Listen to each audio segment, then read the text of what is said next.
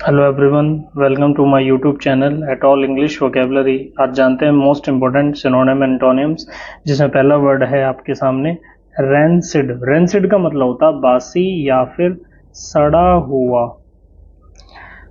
Rancid बासी या सड़ा हुआ। आप इसको ऐसे याद कर सकते हो, रेन। रेन जब आती है तो देखो खेतों में क्या है, बड़ी बारिश आती है, बहुत ज़्यादा बारिश आने लगती है तो होता क्या है कि जो भी अनाज है या जो भी खेती बाड़ी है वो सड़ जाती है, मतलब सड़ा हुआ।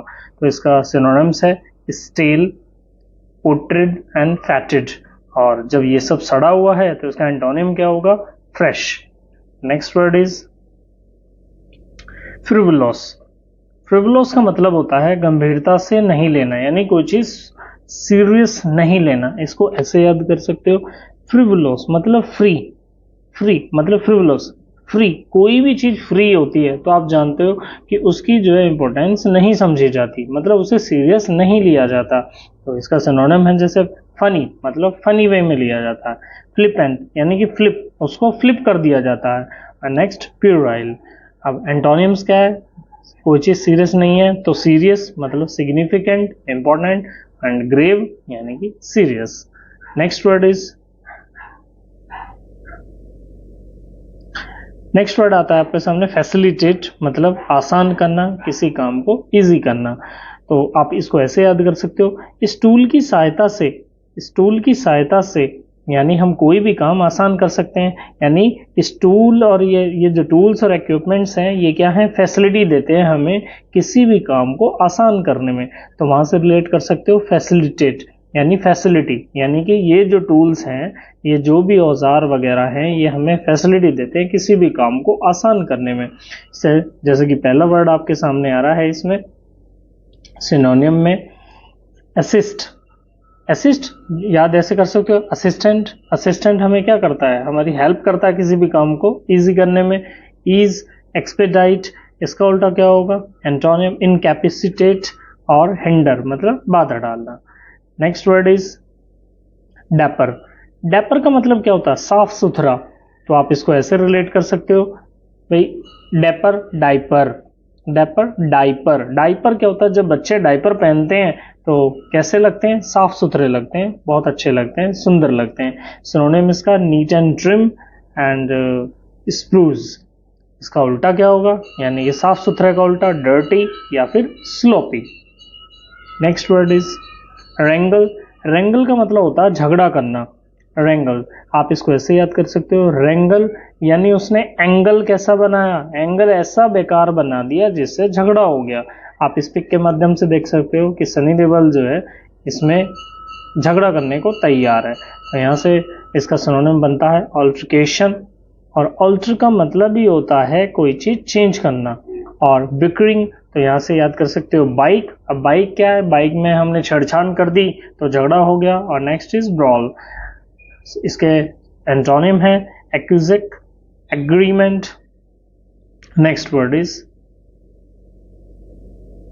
पैथोज। पैथोज का मतलब होता है दया। अब देखो, जैसे इस पिक के माध्यम से देख सकते हो आप कि ये जो क्रिश्चियन है और ये इस बच्चे पर दया दिखा रहे हैं, यानी कि उसे पाथ दिखा रहे हैं। पैथोज मतलब पाथ, तो मतलब पाथ दिखाना, उसको दया दिखाना। तो यहाँ से अब ये बच्चा स्वीकार कर रहा है कि पिथी, मतलब हाँ मैंने थोड़ी सी पी थी इसलिए मैं बहुत ज्यादा दुखी हूँ। तो सिनोनिम वहां से याद कर सकते हो पिथी, सोरो। तो उल्टा क्या होगा इसका? पिथी का यानी कि सैड का एंटोनियम जॉय या फिर cheer. Next is swanky. Swanky का मतलब होता है सजना। स्वेंकी मीन्स होता है सजना सवरना। आप इसको ऐसे याद कर सकते हो, सावन। सावन, सावन में क्या होता है? लोग, लड़कियां, सभी फीमेल्स जो है क्या होती हैं? सजती सवरती हैं। सावन में लड़कियां सजती सवरती हैं, तो सजना सवरना। तो इसका सिनोनिम है चिक, पॉश। पॉश एरिया में, जैसे आपने सुना होगा पॉश एरिया, भाई पॉश एरिया में जाते हैं तो पॉश एरिया में क्या होता है? आसपास की जो बिल्डिंग हैं, कोठियां हैं, काफी सजाई जाती हैं। क्लासी है, स्मार्ट है। तो इसका एंटोनिम क्या होगा? अनफैशनेबल, यानी जो कि फैशन में नहीं है। Next word is avoid. Avoid का मतलब होता है टालना, पोस्टपोन करना, अवॉइड करना। अवॉइड आप इसको ऐसे याद कर सकते हो, लड़कियां जो हैं करवा चौथ का व्रत मतलब व्रत, करवा चौथ का व्रत जो है टालती नहीं है। लड़कियां करवा चौथ का व्रत अवॉइड नहीं करती हैं, टालती नहीं है। तो पहला सिनोनिम है अवॉइड, खास के साइड, डिफर, और इसका एंटोनिम क्या होगा? Attract, aid. Next word is pejorative, मतलब होता है अपमानजनक। आप इसको ऐसे याद कर सकते हो, पिजोरेटिव, अपमानजनक। पी जो थी रात में, इतनी पी थी कि होश ही नहीं, कि इतनी बोतलें पी ली कि वो बंदा बेहोश हो गया, लेटा पड़ा है। पी जो थी रात में, इतनी ज़्यादा पी ली कि लोगों ने काफ़ी अपमान किया, अपमानजनक बातें बोली। तो इसका सिनोनिम आता है डिरोगेटरी यानी अपमानजनक, disparaging.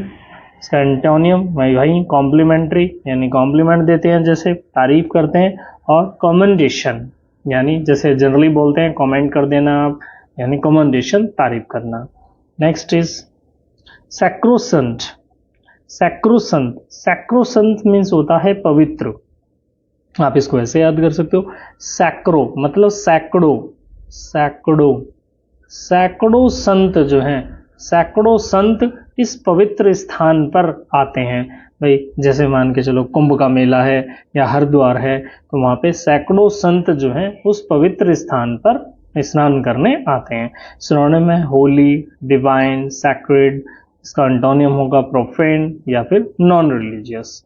Next word is angst मतलब चिंता। तो आप इसको ऐसे याद कर सकते हो, जीएसटी। जैसे जीएसटी क्या है? एक चिंता का विषय है। जब जीएसटी फर्स्ट टाइम लागू किया गया था तो लोगों में काफ़ी ज़्यादा चिंताएं थी कि जीएसटी किस तरह से पे किया जाएगा, कितना पैसा टैक्स के रूप में पे करना पड़ेगा, तरह तरह की बातें थी। तो यानी कि जीएसटी क्या था? एक चिंता का विषय था, यानी ग्रेट एंग्जाइटी, वरी। और इसका एंटोनिम क्या है? कैजुअलनेस। तो जीएसटी का एक भार इस बच्चे पे पड़ रहा है, तो देखो कैसा हो जाता है, चिंता में। नेक्स्ट लिसिट का मतलब होता है, लिसिट मीन्स वैध यानी कि लीगल।